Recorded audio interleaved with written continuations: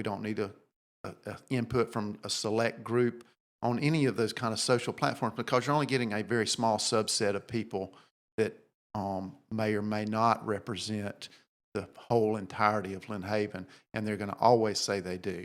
That's one thing you see across the board. When somebody gets up there, they represent all the citizens they feel like, and they don't. They represent themselves and a few of their own that may be in the same echo chamber as they are. But we have to work with real data, with real information, and with the real input of the citizens. That's one thing that as I've gone through this campaign and started knocking on doors, I've kind of decided that one day a week after I'm in there, I'm going to still go out and knock on doors every week and talk to citizens, meet them where they're at. I go to the parks, I go to all the activities, because that's where you meet your citizens at. You meet them where they're at. If you want them to come see you at lunchtime, you get what we see with the lunches with the commissioners or coffee with the commissioners. You get one or two, three, maybe four people at those meetings, and it's usually the same ones. It's not as beneficial as meeting your citizens out there where they're at. And I'm in Lynn Haven. I play in Lynn Haven. I spend almost all my time in Lynn Haven. So I interact with people a lot, and that's where I'm going to get my information from, is from the overall overarching people in the city, not just a few that come to the meetings and want to use the public commentary as an open mic. Yeah, understand.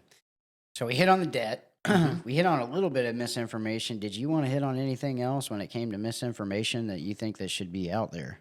Well, we've talked about debt. One of the misinformations I've heard several times stated is that the city has no funds, that we're almost bankrupt, that it won't take much to push us over the edge to bankruptcy.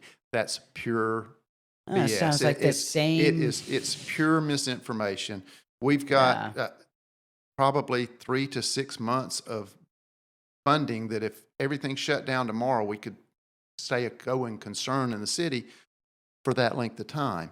Michael, we learned a lot coming out of the other side, coming out of this side of Michael. Yeah. And so not only have they paid the debt down, we've also accumulated some funds. If something were to go sideways, we do have that funding available. The debt, I do want to go back to the debt. And I hate to keep harping on debt, but I'm very financially conservative. The debt's a big deal for me. I hate paying interest. I hate for the city to spend millions of dollars paying interest when we don't have to. But the debt, so we're going to be $18 to $19 million in storm-related debt.